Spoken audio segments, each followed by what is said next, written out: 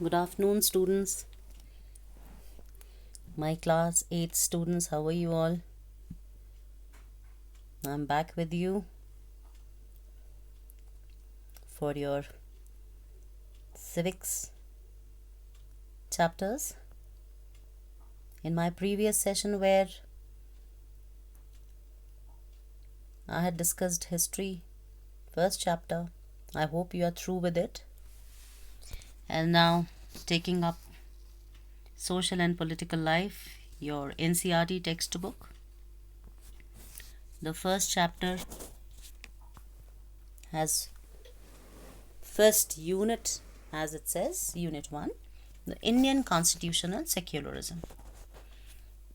It's evident here that two topics are mentioned. One is Constitution, another is secularism. So now in this first chapter, we would be taking up the Constitution, Indian Constitution. As the topic itself suggests, the Constitution of India. Now the question arises, what is Constitution? Constitution is a set of laws, set of rules, according to which a country can be governed. Now, Indian Constitution, in a larger perspective, if we talk about, it is documented. Indian Constitution is lengthiest constitution. It is a written constitution. And at the same time, we cannot go through the entire document at one go, so we also have a preamble to it. Preamble suggests foreword, preface. It's an introductory document for our Indian Constitution. Now, Constitution of India was drafted by the Constituent Assembly, wherein the chairman of the drafting committee was Dr. B.R. Ambedkar, and the Constituent Assembly had members representing different sections of the society. Different sections, it means we have various castes and communities in India. So it was taken care that each and every community should have its representative in the Constituent Assembly, where the Constitution is to be drafted. For example, Parsi community was represented by H.P. Modi. Then Anglo-Indian society, they had their representative Frank Antony, and so on and so forth. So making of Indian Constitution was a Herculean job. It was written. Minutest detail has been mentioned there. That is why we say that Indian Constitution is lengthiest constitution. We have picked up all the good attributes of various constitutions. Now, it took almost 3 years, to be precise 2 years, 11 months and 18 days, to complete the historic task of drafting the Constitution for independent India. The Constitution of India was adopted on 26th November 1949. And the honorable members appended their signatures on it on 24th January 1950. Now, Constitution was adopted by the Constituent Assembly of India on 26th November 1949, and became effective. I'm stressing on this word. If became effective means it was enacted on 26 January 1950. The Constitution replaced the Government of India Act 1935 as the country's fundamental governing document, and the Dominion of India became the Republic of India. Any country which is democratic gets the Constitution, it is known to be a republican state. A constitution helps serve as a set of rules and principles that all persons in a country can agree upon as the basis of the way in which they want the country to be governed. The Constitution serves several purposes as it lays out certain ideals that form the basis of the kind of a country that we as citizens aspire to live in. Aspire means our aspirations of having a country, so as to say it should be as per our own needs. It should be fulfilling our needs. A constitution helps serve as a set of rules and principles that all persons in a country can agree upon as the basis of the way in which they want the country to be governed. Now, what is a constitution? Again, a constitution means a document having special sanctity which sets out the framework and principal functions of the organs of a government of state. Principal functions means basic functions. Now, if I elaborate it by giving you example from day-to-day life.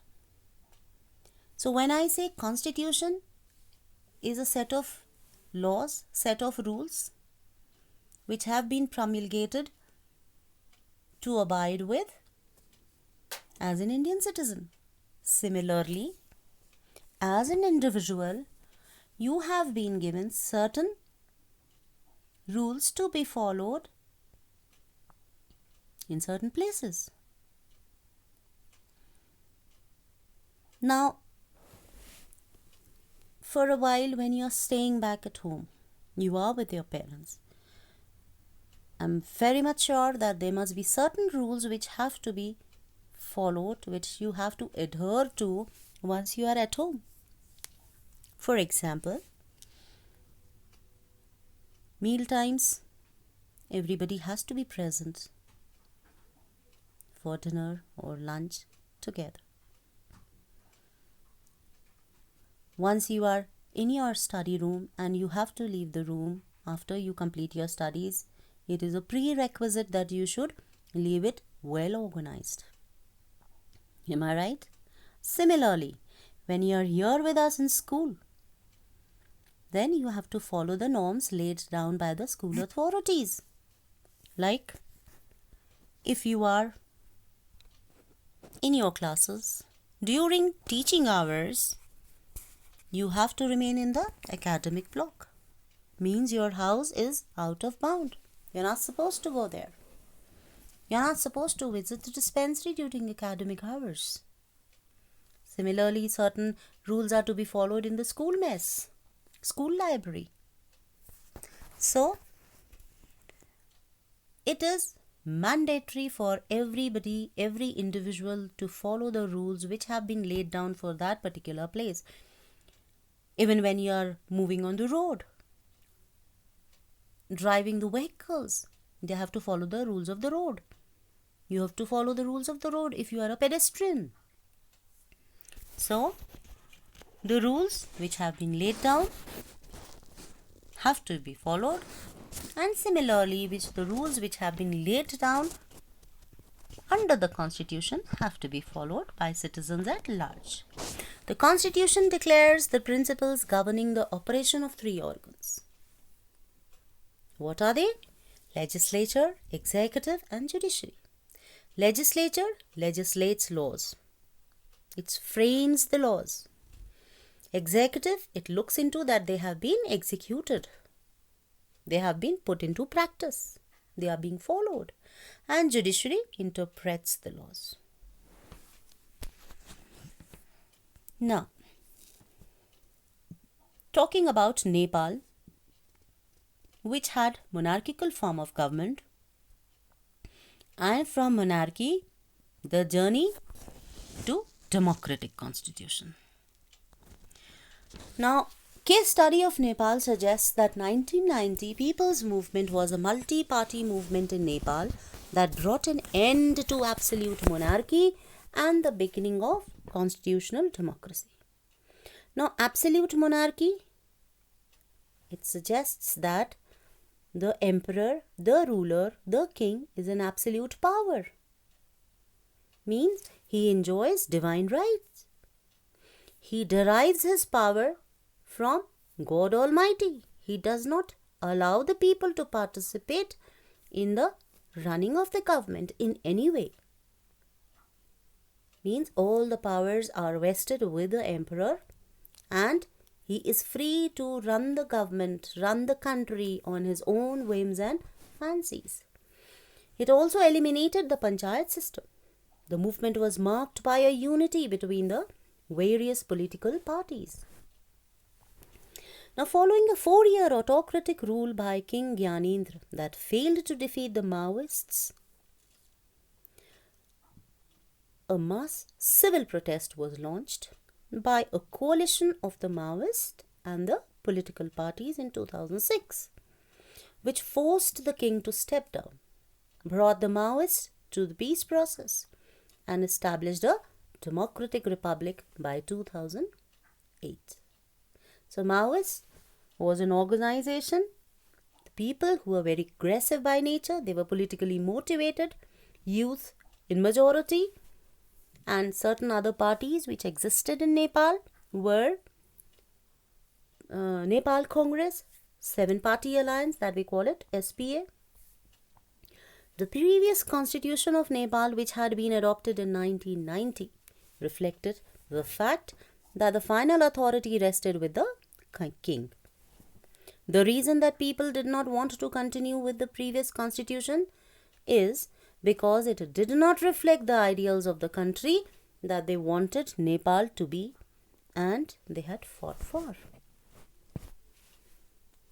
On May 28, 2008, the newly elected Constituent Assembly declared Nepal the Federal Democratic Republic, abolishing the 240-year-old monarchy.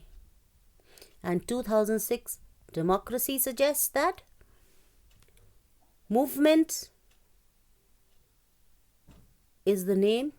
2006 democracy movement is the name given to the political agitations against the direct and undemocratic rule of King Gyanendra of Nepal. And the movement is also sometimes referred to as Jan Andolan II, because People's Movement second, or it is implying to 1990 Jan Andolan first. Now, Nepal, by moving from monarchy to a democratic government, needs to change all its constitutive rules in order to usher in a new society. This is why the people of Nepal adopted a new constitution for the country in 2015. The country of Nepal has witnessed several people's struggle for democracy. There was a people's struggle in 1990 that established democracy that lasted for 12 years until 2002. And people repeatedly refused the small concessions that the king restored the third parliament and asked the political parties to form a government. Nepal's earlier constitution stated that the country was to be ruled by king and his council of ministers. In countries that have adopted a democratic form of government or polity, the constitution plays a crucial role in laying out certain important guidelines that govern decision making within these societies. So now here people had resentment that, okay, even if country is to be ruled, it will not be ruled by the king, because this is what the king and the emperor wanted. He'll have a council of ministers, but the people insisted upon democratic infrastructure. They said no, under democracy, constitution would be there, but people would be chosen through elections. And with the result, people did not agree to the fact what the emperor wanted. Now Nepal won democracy in 1990. Formal power was with the king, real power with elected representatives. In 2001, massacre of royal family. Massacre means ruthless killing. Gyanendra took charge. In 2005, dissolution of parliament, which means parliament was dissolved. 2006, popular control over government headed by the king. 7-party alliance was called for a 4-day strike, and Maoists and other organizations joined it. 21st April, king conceded to all demands, leading to restoration of parliament, then seizure of power from the ruler to make Koirala the prime minister, then finally Maoists and SPA. SPA means 7-party alliance came to an agreement about a new constituent assembly to be elected. Why it was needed? New constituent assembly was required so as to frame the constitution for the newly democratic country that was Nepal. Because till now Nepal had also declared state religion. So now it cannot be followed forward. State religion Hinduism. Hinduism was their state religion. Now with the democratic government and a new constitution, they would be given the right to freedom of religion. Right to freedom. So these were the developments which took place in Nepal.